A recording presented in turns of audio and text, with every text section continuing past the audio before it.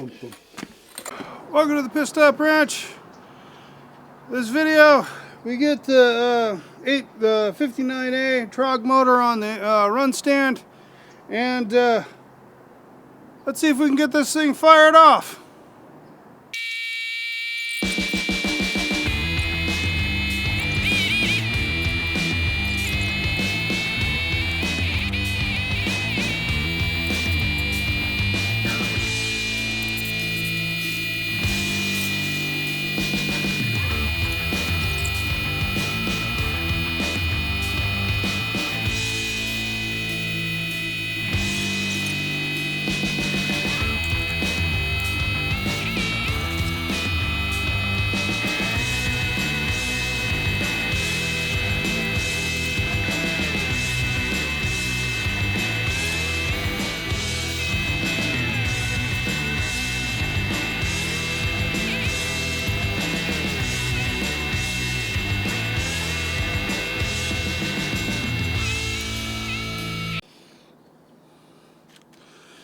Alright, I'm deliberately putting a whole lot of this tape up at the top end of the threads up here because that's where I want my seal to occur. And I'm leaving the lower threads exposed because I want them to make good solid mechanical connection with the aluminum heads, because these are resistance based, so there needs to be a path for electricity to flow on them or they won't read properly or at all.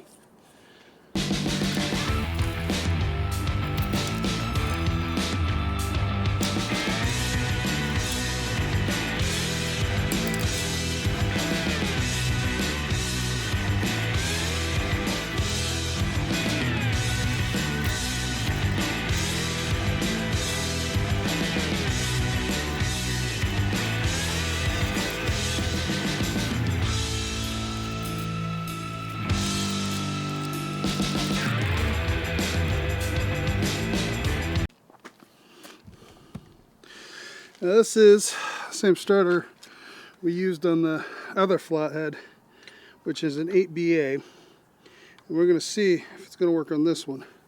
I had to do a fair amount of an extensive amount of repairs on this thing to get it to work. Again, that engine that got chewed up, so we shall see on this one if we have any more trouble.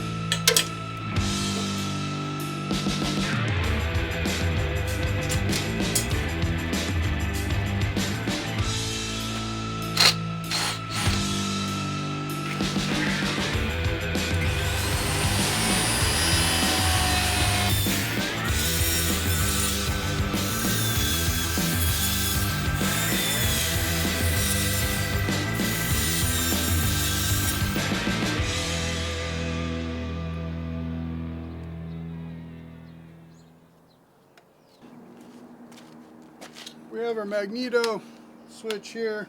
It's gonna run right like there. That should be off. That's set up. I was thinking about going heading up and hooking up the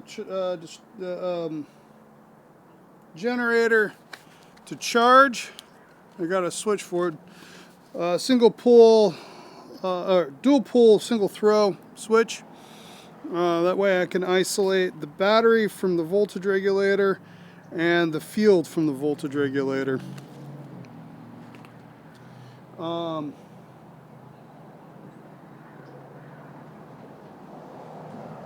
then I can turn on and off the charging system if I wanted. But that's kind of a nice to have, and I'm getting a little tight on time, so I'm going to save this. Probably find another exact one in the kit somewhere, but put this aside for now.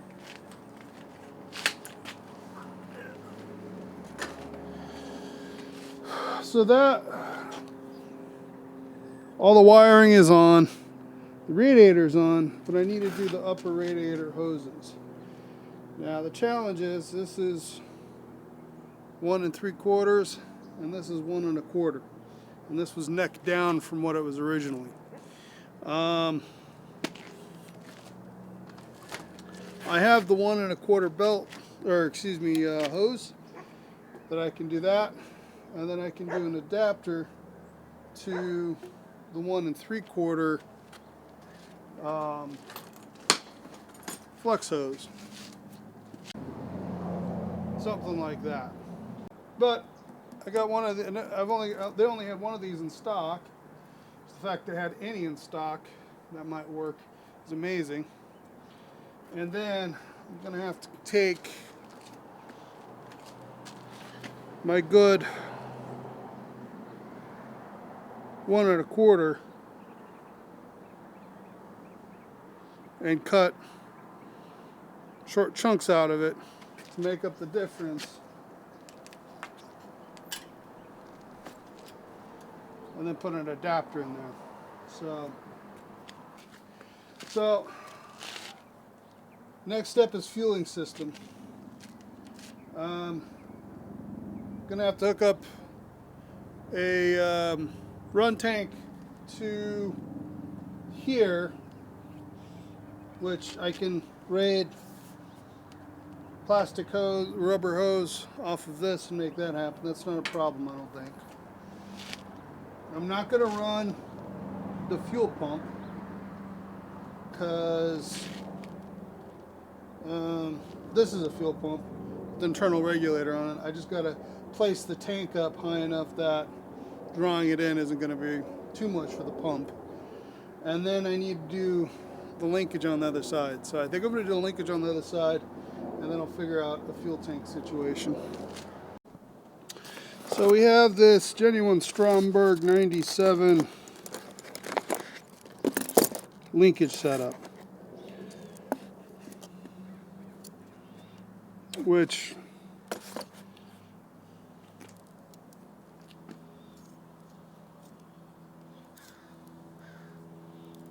does not seem like it's going to work.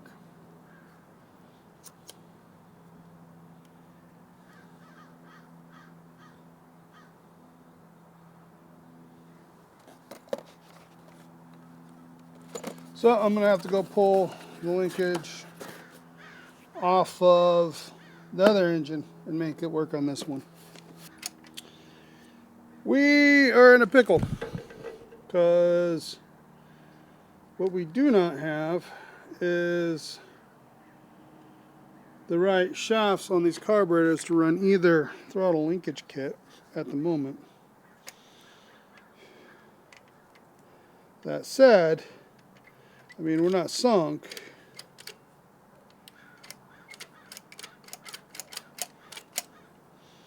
Because we can run the whole thing just off the middle carburetor. We don't have to have all 3 carburetors working. So what I'm doing right now, I'm backing out the idle screw on these 2, and I've closed the chokes.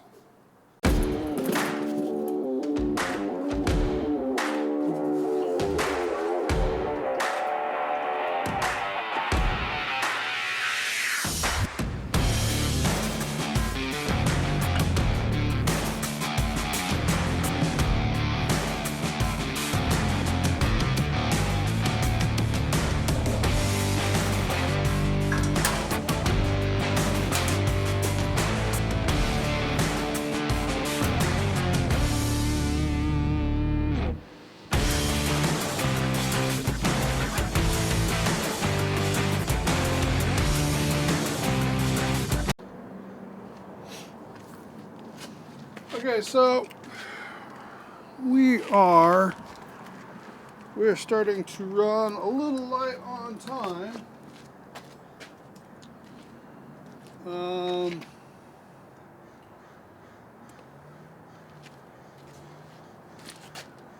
just in case you're curious. We're on a little light on time, and sun's getting low. We got yet another big rainstorm coming in. I mean, Jesus, it's California. Isn't the weather here, Mother Nature here? We're not supposed to get any rain, ever. So,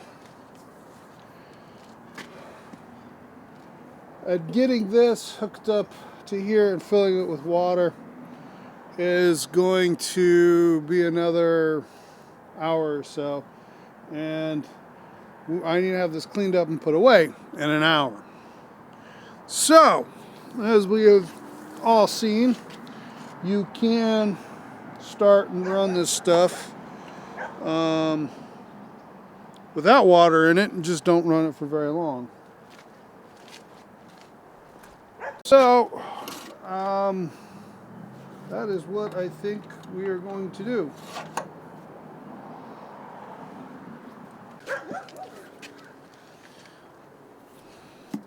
Got 50 to 1 two-stroke oil in here.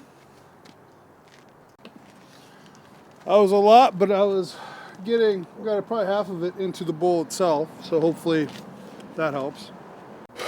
Okay, I want to put the battery charger on the battery, just to top it up.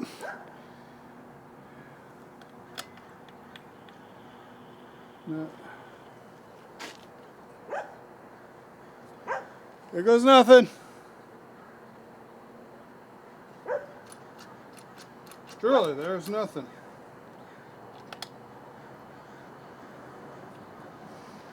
I have to turn the master battery on.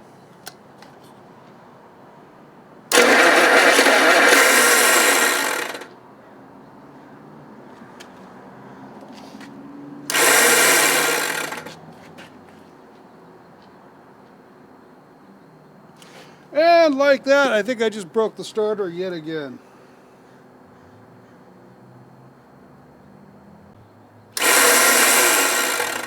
Yep.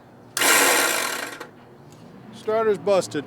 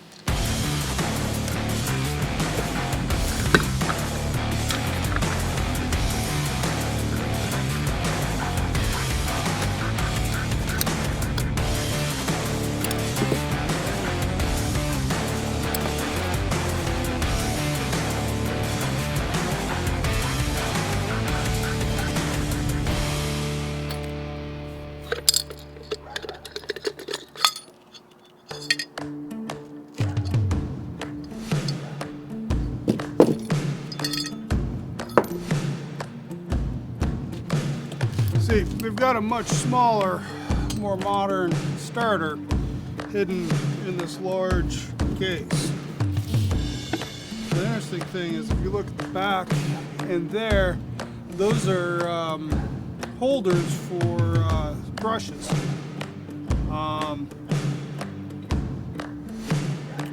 So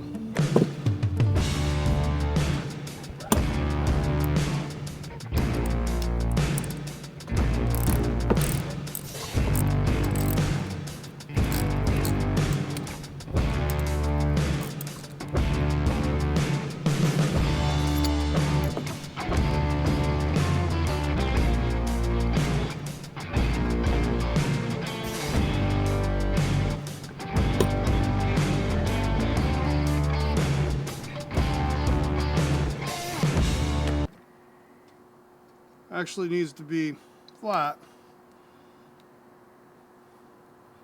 This stupid plate has broken a couple times now, and I've repaired it. This will be the second time now.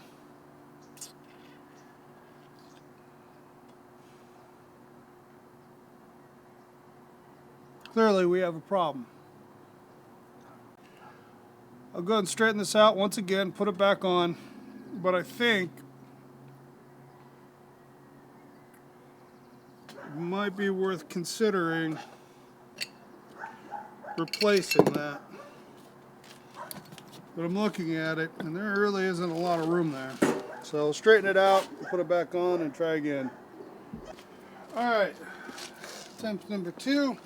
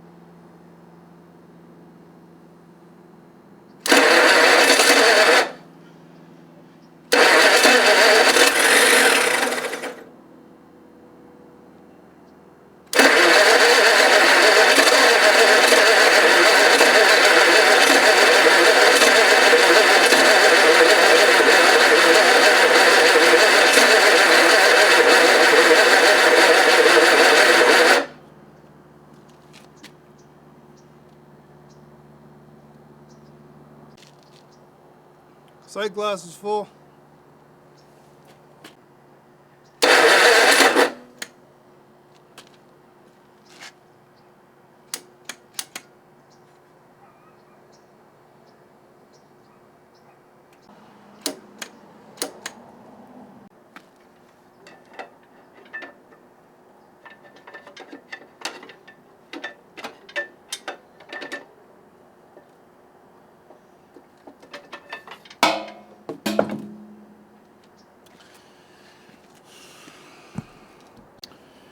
And on this extremely disappointing note, yeah, the starter looks like it's jammed. I have to pull it apart, pull it out, pull it apart again. And the fact of the matter is, I simply do not have any more time to work on this tonight or in time to get this video out to you fine folks. So, I've gone overtime really. So I'm gonna have to call it here at the on that note. I really don't like this starter. I know it's the one that comes up #1 on all the searches when you put in 12-volt starter for flatheads. I don't like it. I've had nothing but trouble with it, with the 8BA and now with the 59A. So I'm going to have to figure that out here pretty soon and then try again. I don't know if you noticed, it did cough a couple times. Not enough to fire. Any number of reasons. I mean, the magneto might not be spinning fast enough to get spark now. It might not be... if you remember in the magneto, I had broke one of the clips, and might have to fix that. So